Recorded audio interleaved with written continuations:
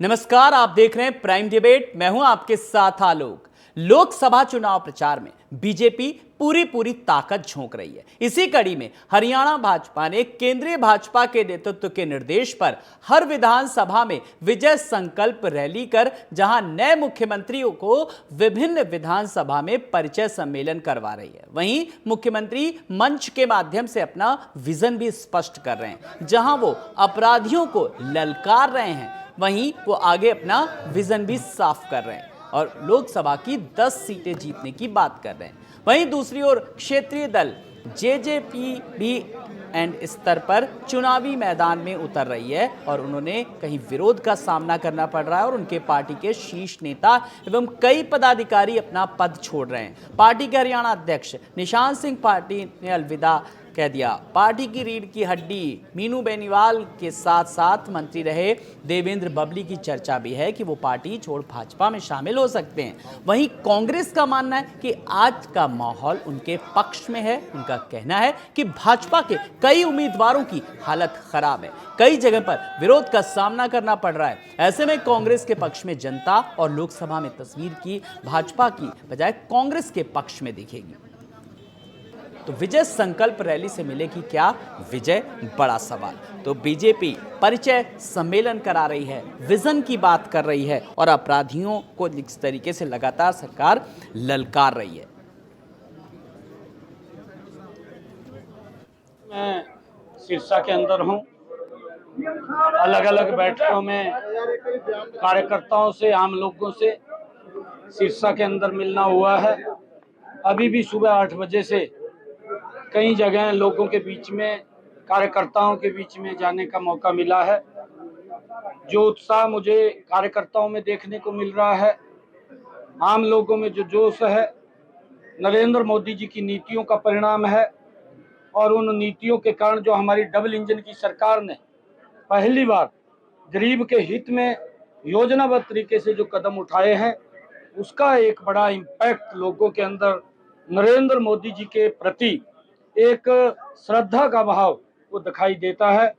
और मैं लोगों के बिहाफ के ऊपर, हरियाणा के लोगों के बिहाफ के ऊपर जो लोगों का जोश नजर आ रहा है, 10 की 10 लोकसभा की सीटें नरेंद्र मोदी जी के पास भेज करके तीसरी बार उनको बड़े मैंडेट के साथ प्रधानमंत्री बनाने का काम हरियाणा के लोग करेंगे।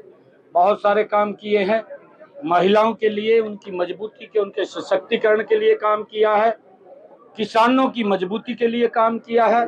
उनको चाहे प्रधानमंत्री किसान सम्मान निधि 6000 पहुंचाने की बात है और चाहे किसानों को उनकी फसल को लेकर के सुरक्षित करने की बात है, जो प्रधानमंत्री फसल बीमा योजना के माध्यम से उनको मुआवजा उन तक पहुंचाने की बात है, और चाहे हर घर के अंदर नल और स्वच्छ जल पहुंचाने की बात है, चाहे हर गांव के अंदर 24 घंटे बिजली देने की बात है, चाहे युवाओं को बिना पर्ची बिना खर्ची के रोजगार देने की बात है। हर दृष्टि से लोगों को कहीं ना कहीं एक लाभ पहुंचाने का सरकार की तरफ से योजनाबद्ध तरीके से काम हुआ है। और चाहे प्रधानमंत्री आवास योजना बना करके लोगों को मकान देने की बात है, लगातार इस सरकार ने लोगों के हित में काम कर रही है। तो बीजेपी लगातार परिचय सम्मेलन करा रही है, अपना विजन बता रही है। तो किसानों को लेकर के बात करें तो साफ तौर पर किसानों के हितों की बात कर रही है, महिलाओं के हितों की लेकर के बात कर रही है। यानी कि 10 की 10 जो लोकसभा सीटें हैं उनको अपने पाले में लाने की लगातार कोशिश कर रही है। लेकिन इस बीच कांग्रेस भी कह रही है कि माहौल जो है वो उसके पक्ष में है। तो विजय संकल्प अभियान लगातार किस तरीके से जारी है। तो विजय संकल्प रैली से क्या मिलेगी विजय, क्योंकि लोगों को लगातार परिचय कराया जा रहा है। जो सरकार की जो तमाम सारी योजनाएं हैं वो लोगों तक पहुंचाई जा रही हैं और सबसे बड़ी बात कि उन योजनाओं का लाभ आम लोगों तक कितना पहुंच रहा है, इसकी भी कहीं ना कहीं मॉनिटरिंग हो रही है। तो महिलाओं की बात हो रही है, भ्रष्टाचार को लेकर के बात हो रही है, बेरोजगारी की बात हो रही है। तो इन तमाम सारे मुद्दों को लेकर के बीजेपी जनता के बीच जा रही है। वहीं मुख्यमंत्री ने पूरी तरीके से कमान संभाल रखी है।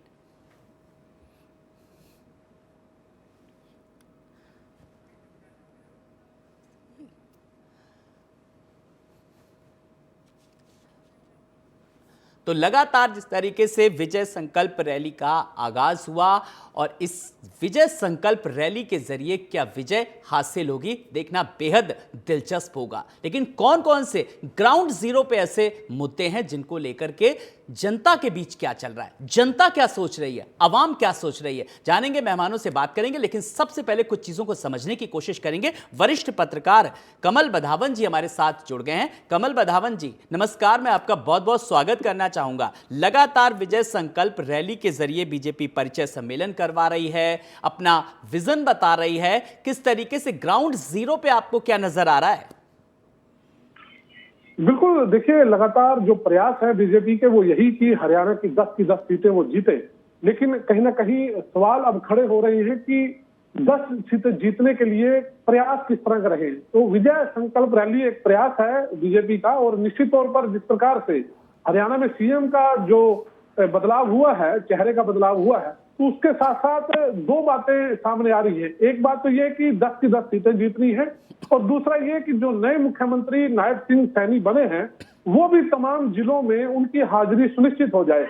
तो लगातार इस प्रकार के उनके जो प्रयास हैं वो यहाँ देखने को मिल रहे हैं। और निश्चित तौर पर देखिए सभी पार्टियां अपना अपना जो है जो प्रयास है वो कर रही हैं कि वो फाइट में आए। लेकिन एक चीज समझनी होगी कि 10 सीटों का दावा बीजेपी की ओर से किया जा रहा है, लेकिन जो 5 सीटें हैं वहां जो संघर्ष देखने को मिल रहा है, हालांकि बीजेपी के नेताओं का विरोध भी हम देख रहे थे, विरोध भी हो रहा है। रोहतक की बात कर ली जाए, सोनीपत की कर ली जाए, तो कहीं ना कहीं विरोध भी दिख रहा है। हालांकि संकल्प रैली जो है वो एक छाप छोड़कर जाएगी। निश्चित तौर पर कहीं ना कहीं उनका प्रयास है कि लोगों को लुभाया जाए। और आपने देखा कि सीएम का बयान भी था कि 4 जून के बाद हर कार्यकर्ता का जो अधिकारी है वो बात मानेंगे और उनके काम होंगे। तो निश्चित तौर पर एक संदेश यहाँ देने का काम किया जा रहा है कि कार्यकर्ता मायूस ना हो, क्योंकि इससे पहले पिछले 9 साढ़े 9 साल में आवाज उठती थी कि कार्यकर्ताओं की पूछ नहीं है, नेताओं की पूछ नहीं है। तो वो एक जो फैक्टर था, वो फैक्टर को देखते हुए मुझे लगता है कि अब कहीं ना कहीं उन लोगों को जो अंदर ही अंदर बीजेपी का साथ तो दे रहे हैं लेकिन अंदर ही अंदर वो नाराज हैं, उनको कैसे लुभाया जाए। तो नायब सिंह सैनी उसी पैटर्न पे काम कर रहे हैं और चाह रहे हैं कि वो कार्यकर्ता जो मायूसी लेके बैठा हुआ है वो एक्टिव हो जाए, उनको एक आश्वासन दे दिया जाए कि आपके अधिकारी सुनेंगे और आपके काम होने शुरू हो जाएंगे 4 जून के बाद। बिल्कुल कमल जी, आपने नब्ज बहुत अच्छी, कमल जी आपने नब्ज बहुत अच्छी पकड़ी कि जो नाराजगी और खास करके जो आपका अपना जो सेल्फ एनालिसिस है कि 5 सीटों पर कड़ी मशक्कत करनी पड़ेगी और उसके लिए नायब सिंह सैनी लगातार लगे हुए हैं। लेकिन अन्य दलों की टूट फूट जो हो रही है, जेजेपी को लेकर के बात करें, उनके प्रदेश अध्यक्ष किस तरीके से बीजेपी का दामन थाम रहे हैं और लगातार अन्य दल भी पाइपलाइन में हैं, अन्य तमाम सारे लोग पार्टी के, इस चीज का भी कहीं ना कहीं फायदा बीजेपी को मिलेगा। निश्चित तौर पर अगर जेजेपी बीजेपी के साथ जाकर चुनाव लड़ती तब भी बीजेपी को फायदा था, और अगर जेजेपी अलग होकर चुनाव लड़ेगी तो भी बीजेपी को इसका फायदा है। ये एक पूरी हरियाणा की राजनीति को समझने की जरूरत है, और जो लोग समझते हैं इस चीज को बखूबी वो जानते हैं। हालांकि हमारे हरियाणा में हालांकि ऐसा नहीं होना चाहिए, लेकिन पूरे देश की राजनीति में हरियाणा एक ऐसा राज्य है जहां गर्म होता है वो तेल से यहाँ वोटिंग को आंका जाता है और सारी चीजों को देखा जाता है। और राजनीति में हमारे जातीय समीकरण कहीं ना कहीं हैवी है, इसे निकाला नहीं जा सकता। और निश्चित तौर पर जहां अगर जेजेपी के उम्मीदवार मैदान में आते हैं तो वहां जो एक बीजेपी से विरोधी जो वोट है वो वहां डाइवर्ट करने का काम जेजेपी जरूर करेगी, और जो उसकी वोट भी है या एक विशेष कास्ट की वोट वो लेने का काम करेगी, उसका सीधा नुकसान कांग्रेस को होता हुआ यहाँ दिखाई देता है। तो राजनीति में बहुत से हेरफेर हैं, और हर हेरफेर पे बीजेपी चाहती है कि ऐसे काम हो कि विपक्ष बटकर रह जाए और जो उनकी मकसद है जीत का वो पूरा हो जाए। इस पर भी काम बीजेपी कर रही है जी। लेकिन कांग्रेस की अगर साफ तौर पर जिस तरीके से बात की जाए कमल जी, कांग्रेस का साफ तौर पर कहना है कि जो गुटबाजी नजर आ रही है, जो नाराजगी है बीजेपी में, माहौल उसके पक्ष में है। तो आपको ग्राउंड जीरो से क्या लग रहा है? देखिए, एक जब समय था 5 राज्यों के चुनाव हुए थे, उस दौर से पहले एक अच्छा हाइप कांग्रेस ने यहाँ हरियाणा में पैदा कर लिया था, और लगातार यही था कि हुड्डा के नेतृत्व में बहुत सी चीजें आगे बढ़ेंगी। लेकिन उसके बाद कुछ चीजें बदली हैं। हालांकि बहुत से लोग जो नेता थे वो लोगों का रुझान कांग्रेस की ओर हुआ था, बहुत सी ज्वाइनिंग कांग्रेस में हुई थी। तो निश्चित तौर पर समय के साथ साथ कुछ परिवर्तन राजनीति में रहते हैं। तो कांग्रेस बहुत सी सीटों पर मजबूत है।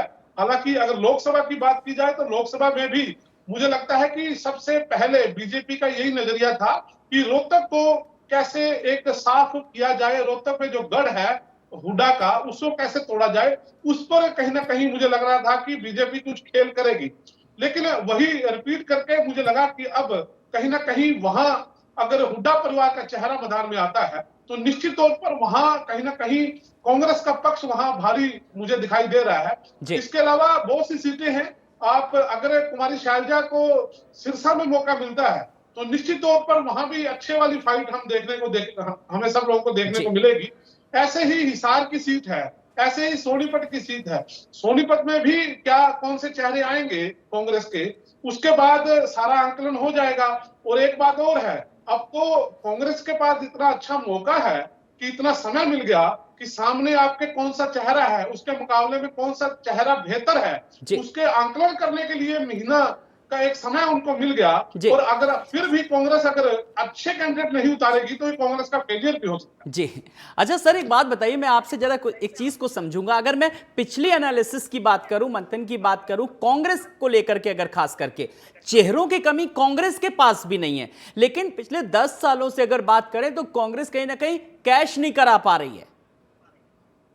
बिल्कुल निश्चित तौर पर चेहरों की कमी नहीं होती, लेकिन हर सीट का अपना भौगोलिक स्थिति है, हर सीट के अंदर अपने मुद्दे हैं, हर सीट के अपने अलग से काम हैं। और वो जो नेता जहां वहां फाइट करेगा, क्या वो बीजेपी के उम्मीदवार के कंपैरिजन कितना मजबूत है, कितना भारी है, वो आंकलन करना यहाँ कांग्रेस के लिए बहुत जरूरी है। क्योंकि उम्मीदवारों की कमी नहीं है, किसी भी पार्टी के पास नहीं है, खड़े कर दिए जाएंगे। लेकिन सामने वाला अगर मान लो बीजेपी की टिकटें आ चुकी हैं तो बीजेपी के उम्मीदवार के मुकाबले कांग्रेस का जो उम्मीदवार रहेगा वो कितना प्रभावशाली है, ये देखने वाली बात है। और ये देखना कांग्रेस के लिए इतना ही जरूरी है कि अगर उसने इलेक्शन में फाइट करनी है तो निश्चित तौर पर उन्हें एक मजबूत उम्मीदवार यहां मैदान में उतारना पड़ेगा। जी, तो बिल्कुल हम अपने दर्शकों को लगातार बता रहे हैं, आज हम एक बहुत सार्थक डिबेट कर रहे हैं। इसीलिए आज हमने कमल बधावन, वरिष्ठ पत्रकार हैं, उनको खास अपने इस कार्यक्रम में आमंत्रित किया है। आज किसी भी तरीके की गिटपिट नहीं, आज हम सिर्फ एक सार्थक बहस कर रहे हैं और बहुत सारे राजनीतिक जो समीकरण हैं उनको समझने की कोशिश कर रहे हैं। कमल जी, मैं एक बार फिर आपके पास आ रहा हूं क्योंकि आज की जो बड़ी सारगर्भित डिबेट चल रही है, आप तमाम सारे पक्षों को लेकर के चल रहे हैं। जब हम बीजेपी को लेकर के बात कर रहे हैं, बीजेपी जो है वो किसानों की भी बात कर रही है, महिलाओं की बात कर रही है, बेरोजगारों की लेकर के बात कर रही है, और इस बीच अगर बात करें तो अन्य दलों के पास बताने के लिए क्या कुछ है? देखिए, बीजेपी जो बता रही है क्या वो ग्राउंड पे उतना काम हुआ, ये विश्लेषण भी करने की जरूरत है। और जनता कहीं ना कहीं बहुत सी चीजें समझ भी रही है। हालांकि किसान आंदोलन की बात की, किसानों के मुद्दों की बात की, तो निश्चित तौर पर कहीं ना कहीं किसान जो वर्ग है, जो गांव का किसान है, वो बीजेपी से रुष्ट है। उसको मनाने के लिए बीजेपी कितनी कामयाब रहेगी ये देखना होगा। बिल्कुल बिल्कुल देखना होगा कितना कामयाब रहती है। इस वक्त हमारे साथ अजय चौधरी जी भी जुड़ गए हैं, जेजेपी के प्रवक्ता हैं। अजय जी नमस्कार, बहुत बहुत स्वागत है। और साथ ही साथ कमल होंडा जी भी जुड़ गए हैं, कांग्रेस के प्रवक्ता। कमल जी, लगातार बीजेपी के पास बताने के लिए बहुत कुछ है, गिनाने के लिए बहुत कुछ है, लेकिन कांग्रेस कह रही है कि माहौल उसके पक्ष में। आपको वो कौन सी चीजें लग रही है, हमारे दर्शकों को बताइए। जी, आपको नमस्कार मैडम, प्रवक्ताओं को नमस्कार और आपका चैनल देखने वालों को भी नमस्कार। जी जी। जो कौम का नहीं वो किसी काम का नहीं, जो कौम का नहीं वो किसी काम का नहीं, चाहे कोई भी हो, चाहे वो कोई पत्रकार हो, चाहे कोई राजनीतिक विश्लेषक हो, कोई भी हो, जो कौम का नहीं वो किसी काम का नहीं। दूसरा, मुंह में छुपी हो मीठी मीठी बातें, मुंह में छुपी हो मीठी मीठी बातें, रग रग में अय्यारी हो, मुंह में छुपी हो मीठी मीठी बातें, रग रग में अय्यारी हो, उसकी दवा मैं कहां से लाऊं जिसको ये बीमारी हो। खैर, तो आपने जैसे पूछा मुझसे कि भाई हाँ कांग्रेस कैसे, कांग्रेस के पास तो मुद्दे ही मुद्दे हैं, इनके पास तो कोई मुद्दा ही नहीं। ये तो सारा इनका तो काम ही है, झूठ बोलो, बार बार झूठ बोलो, हर बात पर झूठ बोलो। संकल्प यात्रा निकाल रहे हैं, भारत विकसित यात्रा निकाल रहे हैं। अरे अगर भारत विकसित है तो आपको यात्रा निकालने की क्या जरूरत है? सारा मेन स्ट्रीम मीडिया इनके कब्जे में, पत्रकार इनके जो आपके न्यूज़पेपर है वो इनके कब्जे में, कि हमारी पेड एड नहीं छापने को कोई तैयार हुआ। इस हद तक जो है इन्होंने एजेंसियों पर जो है, जो इंडिपेंडेंट इंडिपेंडेंट भी हुआ करती थी, एक्स्ट्रा जैसे ईडी था, सीबीआई थी और ये था, इन्होंने कितना दुरुपयोग किया और देश का सर्वनाश मार दिया, प्रदेश हरियाणा प्रदेश का सर्वनाश मार दिया इन्होंने। 4.5 लाख करोड़ का कर्जा इन्होंने कर दिया, बेरोजगारी हाईएस्ट है लास्ट 50 इयर्स में, हाफ सेंचुरी की, ठीक है। और पोर्टल पिछली बार कमल बधावन जी कह रहे थे एक बड़ा अच्छा प्रयास था, तो वो फिर इनका फ्रूटफुल क्यों नहीं हुआ? आप कह रहे थे वो बड़ी सकारात्मक बात है, बड़ा सकारात्मक था, तो वो कामयाब क्यों नहीं हुआ, क्यों फेल हुआ? क्योंकि नियत में खोट था भाजपा की। अच्छा मैडम, ये बता दीजिए, लगे हाथ तो जब आप इतनी मिनट। सारी चीजें बता रही हैं तो आप किन किन मुद्दों को लेकर के जनता के बीच जा रही हैं? ऐसा है, हमारा जो मैनिफेस्टो तैयार हुआ है वो हमने तैयार नहीं किया, वो लोगों के द्वारा ही तैयार किया गया है। जब राहुल जी ने भारत जोड़ो यात्रा चलाई 4000 किलोमीटर पैदल चले, फिर उसके बाद 6200 किलोमीटर वो बस में भी चले, पैदल भी चले, गाड़ी में भी चले, तो उन्होंने जब लोगों से मिलते रहे, उनको पता चलती रही कि हाँ समस्याएं क्या है, किस किस को क्या क्या मिलना चाहिए, तो उन्होंने 5 जो मेन गारंटी दी है उसके अंडर भी आगे सब गारंटीज भी हैं जी। नारी न्याय को ले लीजिए, आप युवा के लिए ले लीजिए, किसानों के लिए ले लीजिए, श्रमिक की ले लीजिए और भागी हिस्सेदारी की आप ले लीजिए। तो उसके बेस पर हमारा 48 पेजेस का जो है हमारा मैनिफेस्टो जो है, एक ऐतिहासिक जिसे कहते हैं मैनिफेस्टो है, उसमें जो जो काम, जो जो धोखे इसने दिए भाजपा ने और जजपा ने मिलकर हरियाणा में, अब तो अलग हो गए, अब पता नहीं अंदर से अलग है या नहीं है, भगवान जाने, लेकिन जजपा भी जमुना पार छोड़कर आ रही थी और जाकर उनकी गोदी में बैठ गई, खूब भ्रष्टाचार किया और अब तो इनको निकाल ही दिया एन वक्त पर, वो भी चुनाव से पहले। तो ये समझते हैं कि जैसे ये बोल रहे थे कमल वधावन जी, हाँ, कि बड़ा प्रयास कर रहे हैं ये नायब सैनी जी, इन्होंने कहां से प्रयास देख लीजिए, मैं इनसे पूछना चाहूंगी पहली बात। ठीक है। दूसरी बात ये, मैंने कहा बेरोजगारी अपने हाईएस्ट पर है, नशा हरियाणा में कभी नहीं होता था जो हो गया है, और 26 जून को एक दिन मिला खट्टर साहब को नशा जलाने के लिए, बाकी दिन खूब नशा आ रहा है, जा रहा है, उधर मुद्रा पोर्ट पर भी बहुत नशा उतर रहा है, हजारों करोड़ों का 40,000 तक का अब तक उतर चुका है, वो किसकी मर्जी से उतर रहा है वो आप समझ सकते हैं गुजरात में। दूसरी बात, परमानेंट परेशानी पत्र, पोर्टल प्रॉपर्टी आईडी और नशा है, बेरोजगारी तो है ही है। आप देखिए रोज जो है 50 आत्महत्याएं हो रही हैं, उनमें किसान भी है और नौजवान भी है। अग्निवीर योजना ये ले आए हमारी सीमाओं को असुरक्षित करने के लिए, और तो और आप देखिए कि जो गुरखा रेजिमेंट हुआ करता था, अग्निवीर योजना के चलते हमारी सीमाएं कितनी असुरक्षित हो गई हैं, जो कि अंधभक्तों को नजर नहीं आती होंगी कि हमारी जो गुरखा रेजिमेंट थी, जो हमारी one of the bravest regiment थी, हमारी जाट रेजिमेंट बहुत बहादुर है, हमारी मराठा है, राजपूत है और हमारी सिख रेजिमेंट, सारी रेजिमेंट बहुत बहादुर हैं। गुरखा वाज चलिए, ये तमाम सारे मुद्दे हैं जो आप उठा रही, जनता के बीच जा रही। हमारे साथ बीजेपी के प्रवक्ता भी जुड़ गए, विजेंद्र नेहरा जी। विजेंद्र जी नमस्कार, बहुत बहुत आपका स्वागत है। लगातार परिचय सम्मेलन करवा रही है बीजेपी, लोगों से मिल रही है, योजनाएं बना रही है, लेकिन कांग्रेस कह रही पक्ष हमारे, जो माहौल है वो हमारे पक्ष में है। देखिए आलोक जी, लोकसभा और विधानसभा कार्यालय खोलने के बाद भारतीय जनता पार्टी ने सबसे पहले, आज से लगभग 2 महीने पहले, लोकसभा विधानसभा के सब कार्यालय हमने खोल दिए और सभी विधानसभाओं के अंदर जिस तरह से प्रत्याशियों की घोषणा, सभी लोकसभा क्षेत्र के अंदर जिस तरह से अपने प्रत्याशियों की घोषणा भारतीय जनता पार्टी पहले ही लगभग 1 महीने पहले हम घोषणा कर चुके हैं। अब माननीय मुख्यमंत्री श्री नायब सैनी जी हरियाणा प्रदेश की सभी 90 विधानसभाओं में विजय संकल्प रैली करने के लिए निकल चुके हैं। जनता का आशीर्वाद प्यार हमारे साथ है, हमारा मजबूत संगठन है, मजबूत नीति और मजबूत नेता है हमारे। विजय संकल्प रैलियों से हरियाणा प्रदेश की जनता का तीसरी बार भी आशीर्वाद भारतीय जनता पार्टी को मिलेगा और देश में और प्रदेश में फिर से भारतीय जनता पार्टी की सरकार बनेगी। हरियाणा में इस बार 10 नहीं, हम 11 सीटें जीतेंगे। देखिए, जहां तक लोकसभा की बात है, 10 की 10 सीटें जो हमने 2019 में जीती थी, उनको फिर से हम जीतेंगे। और एक करनाल उपचुनाव के अंदर जिस तरह से हमने अपने प्रत्याशी को मैदान में उतार दिया, कांग्रेस तो अभी दूरबीन से ढूंढने में लगी हुई है, प्रत्याशी मैदान में आने से डर रहे हैं, घबराए हुए हैं, कि पिंडली कांप रही है, क्योंकि आज 8 अप्रैल हो चुकी है और जब तक ये प्रत्याशी मैदान में उतारेंगे, भारतीय जनता पार्टी आधा चुनाव जीत चुकी होगी। फिर 4 जून को 400 पार सीटों के साथ जब हमारी सरकार बनेगी तीसरी बार देश में, तो ये इसी तरह से जैसे मीडिया को और ईवीएम को दोष देने का काम करेंगे, क्योंकि आज इनके नेता एसीओ में सोए हुए हैं। ये मैडम जो डिबेट में आती है, कोई भी इनका प्रवक्ता ना तो ये बताता है कांग्रेस की तैयारी क्या है, ना ये बताता है कांग्रेस ने आज 8 अप्रैल तक मैदान में प्रत्याशी क्यों नहीं उतारे। ये पता नहीं कहां की बात करते हैं। ठीक है, मैं डिबेट कंडक्ट करा रहा हूं, मैं सवाल पूछ रहा हूं, उन्होंने बताया भी जी लगातार। कमल हड्डा जी ने जी देखिए, एक एक करके बोलेंगे तो दर्शक भी अच्छे से सुनेंगे जी। कब? ये देखिए, जो कौम का नहीं किसी काम का नहीं, मैं 20 दिन से सुन रहा हूँ, रटा रटाया डायलॉग बोल देती है मैडम आके, इनको कुछ जानकारी है नहीं। ठीक है। और ये इसलिए मुझे बताइए आलोक जी, हाँ। आलोक जी मुझे बताइए, मेरा सवाल है, कांग्रेस पार्टी आज 8 अप्रैल होगी, आज 8 अप्रैल तक इनके प्रत्याशी क्यों डर रहे हैं मैदान में? ठीक है, मैं इस सवाल का जवाब लूंगा कमल हांडा जी से।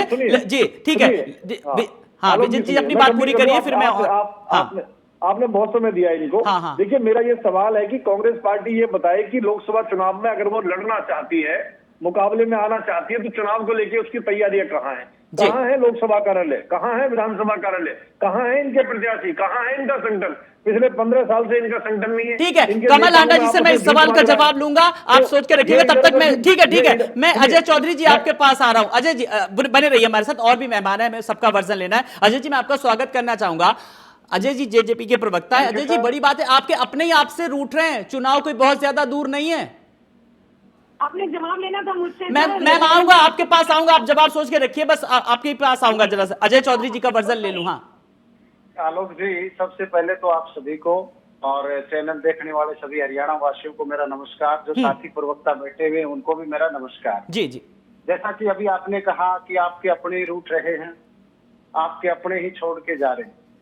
आप सीनियर साथी हैं, जर्नलिस्ट हैं, आप भली भांति जानते हैं कि ये मौसम चुनावी मौसम है, और चुनावी मौसम में सियासतदान, पार्टी के कार्यकर्ता वो अपने हिसाब से सारा कुछ सेट करने की सोचते हैं। कोई साथी चाहता है कि किसी दूसरे पार्टी में जाकर के टिकट मिल जाएगा, कोई कुछ सोचता है। तो दल बदल का मौसम है, इसमें कुछ छोड़ करके जा रहे हैं, कोई नए आ रहे हैं, तो इसमें कोई नई बात नहीं है। ये चुनाव के समय चलता रहता है। जी चलिए, ये सवाल कमल जी ने उठाया था, तो मैंने अब कमल जी अब आप अपनी बात रखिए। देखिए आप कहते पता नहीं मिले हैं या अंदरूनी क्या है, बी टीम है, या अब आपको जवाब मिल गया, अब आप अपनी बात रखिए जिस तरीके से सवाल उठाया जाए तैयारियों को लेकर। जी आलोक जी, इनके प्रत्याशी क्यों डर रहे हैं? अभी आ रहा हूं, बस आप कमल जी का जवाब तो सुन लीजिए, आपने सवाल किया है तो। जी कमल हांडा जी, क्यों डर रहे हैं प्रत्याशी? हाँ को भी बड़ी, मैंने कहा ना, जब रोगी अपना रोग मानने को तैयार नहीं तो उसकी दवा कहाँ से लाएंगे? इनको रोग है झूठ बोलने का, इनका कनेक्शन नहीं है दिमाग का और दिमाग का कि क्या बोले। चुनाव की तैयारी क्या है? प्रत्याशी कहाँ है आपके? आपके प्रत्याशी कहाँ है मैडम? 1 मिनट चुप हो जाइए अब जरा। हमारे पास बहुत सारे मुद्दे हैं, आप मुझे ये बता दीजिए, 4-5 बातों का जवाब दे दीजिए। 30 सेकंड है, समय बहुत कम है। नहीं होगा। हाँ आपने महंगाई की बात पे आए थे, विजेंद्र नेहरा जी सुनेंगे जरा, फिर मैं आप ही के पास आ रहा हूँ। हाँ आप ही के पास जरा कमल जी को सुन लेंगे, कमल मैम को सुन लेंगे। जी चुनाव लड़ने से क्यों डर रहे हैं ये बताइए ना। हाँ जी मैं बोलूं, मुझे सवाल करने दीजिए। जी ठीक है कमल जी, आप अपनी बात रखिए, फिर मैं आपके पास आऊंगा विजेंद्र जी। जी हाँ इनको चुप कराइए, फिर मैं बोलती हूँ। अरे वो शांत है, सुन रहे हैं आपकी बात, सुन रहे हैं। जी हाँ, Vijender Nehra is nobody to ask me, he is not my boss. ना ये हमारा कोई नेता है जो मुझसे पूछेगा कि हमारी क्या तैयारी है। हमें आपको बताने की जरूरत नहीं, पहली बात। दूसरी बात ये, आप बता दो महंगाई के नाम पर आए थे, कोई 2 चीजों के नाम बता दो। मैं कहती हूँ 10-12, आपने तो महंगाई से आम आदमी की कमर तोड़ दी, रसोई में गृहिणियों की कमर तोड़ दी आपने।